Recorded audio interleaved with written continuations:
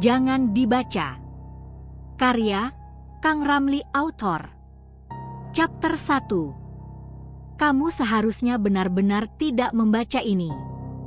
Aku sudah memperingatkan dari judulnya. Tapi tanganmu tetap menggulir ke bawah, matamu haus akan kata-kata berikutnya.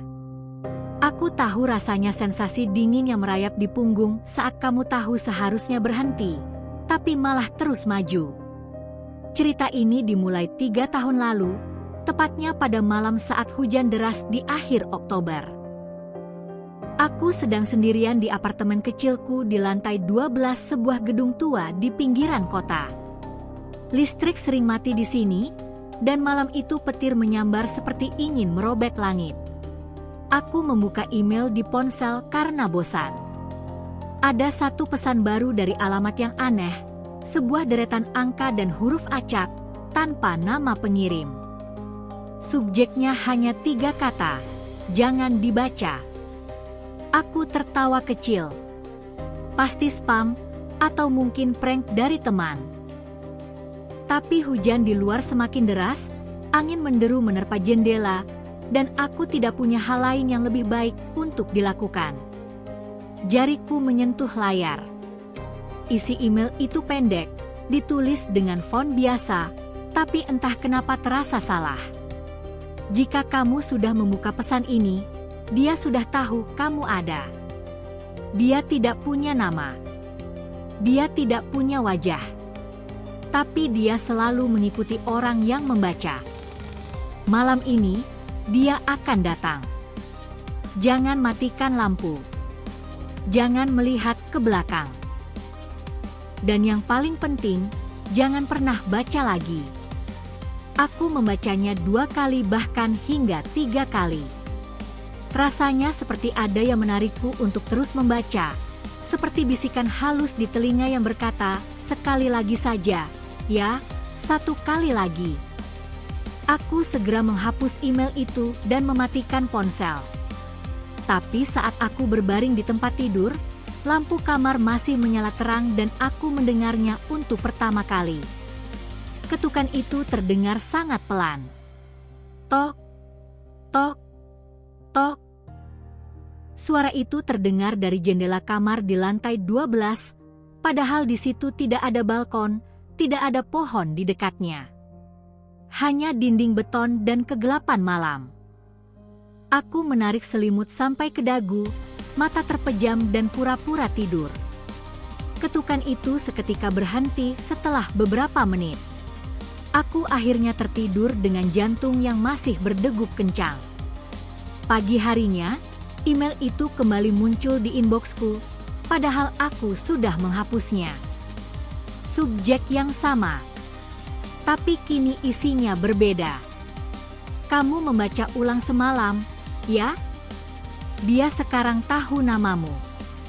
Malam ini, dia akan lebih dekat. Kamu akan mendengar langkahnya di koridor. Jangan buka pintu. Jangan panggil namanya. Dan tolong, hapus email ini sebelum terlambat. Aku langsung blokir pengirimnya dan secepat kilat mengosongkan trash, lalu mematikan wifi. Aku bahkan membuang ponselku ke laci dan menggunakan laptop saja. Aku pikir semuanya akan selesai setelah itu.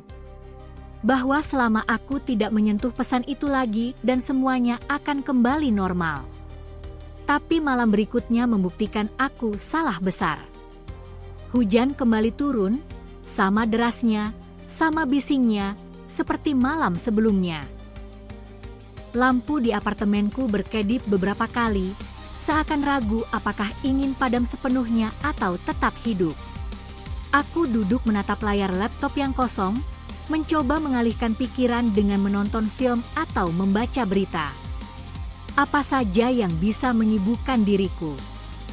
Tapi tepat pukul 00.13, notifikasi muncul di pojok kanan bawah layar. 1 pesan baru. Padahal aku sudah mematikan sinkronisasi email. Aku bahkan tidak login dengan akun apapun. Tangan kiriku perlahan gemetar saat melihat kursor itu bergerak sendiri membuka aplikasi email dan bukan oleh tanganku. Kursor itu bergerak sendiri, menyeret, lalu mengklik sesuatu. Layar membeku selama beberapa detik, kemudian sebuah email terbuka. Subjeknya tetap sama. Jangan dibaca. Kali ini tanpa aku sentuh. Isi pesannya pendek dan lebih mengerikan dari sebelumnya. Dia sudah masuk ke lantai 12. Langkahnya pelan karena dia tidak ingin kamu tahu di mana dia berhenti. Jangan buka pintu. Jangan mengintip. Jangan menulis tentang ini. Tenggorokanku tercekat. Aku merasakan udara di apartemen mendadak lebih dingin. Bukan dingin karena hembusan AC, tapi dinginnya ruangan yang ditinggal makhluk tak terlihat. Suhu menurun begitu drastis sampai napasku seperti keluar asap, lalu aku mendengar sesuatu. Langkah kaki pelan, namun jelas. Suara langkah itu berada di koridor lantai 12 yang selalu dipasangi karpet tebal, tapi ini terdengar seperti seseorang berjalan di atas lantai kosong. Suara langkah itu bukan dari luar apartemen tetanggaku, bukan dari lift, bukan juga dari tangga darurat. Tapi, suara itu berasal dari depan pintuku sendiri. Aku langsung meraih gagang pintu itu perlahan dan tanpa sadar. Ada dorongan aneh dalam kepalaku, seperti suara halus yang memaksa, membujuk, menyeret nuraniku pelan-pelan. Buka saja, hanya sedikit. Dia ingin melihatmu. Tanganku hampir saja memutar kenop itu. Ya, hampir saja, sampai tiba-tiba suara lain muncul, lebih dekat dan tepat di balik pintu. Ketukan itu kembali terdengar pelan, teratur seolah sangat sabar. Tok, tok, tok. Aku mundur spontan, napas tercekat. Jantungku terasa melompat sekeras mungkin sampai rasanya ingin keluar dari dada. Tak lama kemudian ketukan itu berhenti. Terasa sunyi yang sangat dalam, sampai aku bisa mendengar detak jarum jam di ruang tamu. Lalu, dengan sangat perlahan, aku mengintip dari lubang pintu apartemenku dan mengeluarkan suara kecil. Klik. Pandanganku tak melihat apa-apa saat berada di lubang kunci, seperti ada yang menutupinya dari luar, seakan-akan ada yang menutupi dengan sesuatu.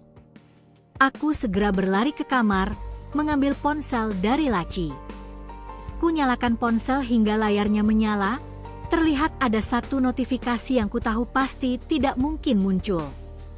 Satu pesan masuk dari draft folder. Draft? Aku sempat bingung dan berpikir sejenak. Aku tidak pernah menulis email draft apapun. Karena penasaran, aku buka draft tersebut. Dalam draft tersebut hanya ada satu kalimat dengan tulisan yang bukan gaya mengetikku. Kamu menulis kisah ini. Itu berarti kamu sudah memanggilnya. Sebelum aku sempat menutup ponsel, huruf-huruf itu berubah dengan sendirinya. Di belakangmu. Tubuhku mendadak membeku, tidak berani bergerak, tidak berani menoleh dan tidak berani bernapas terlalu keras. Yang aku rasakan hanyalah hembusan napas dingin menyentuh tengkuku, begitu lembut. Tapi bukan hembusan napas manusia. Hembusan itu seperti udara yang keluar dari rongga kosong. Sesuatu yang tak terlihat olehku seakan sedang berdiri tepat di belakang. Dan aku baru sadar. Email itu tak pernah memperingatkan untuk tidak membaca. Itu memperingatkan agar tidak menulis, tidak meneruskan dan tidak melanjutkan cerita ini. Karena setiap kata yang kutorehkan, setiap kalimat yang kamu baca, adalah jalan baru baginya untuk masuk. Dan kamu, ya, kamu yang membaca ini sekarang, sudah berada tepat di jalur pandangnya. Ketukan itu bukan lagi dari jendelaku. Tok, tok, tok. Kali ini, dari balik layar perangkatmu. Jangan sentuh apapun. Jangan tutup cerita ini dulu. Karena jika kamu berhenti, dia akan berpikir kamu mencoba kabur. Dan dia akan mencari kamu terlebih dulu. Kamu ingin aku lanjutkan? Atau kamu mau berhenti di sini? Berhati-hatilah memilih. Bersambung.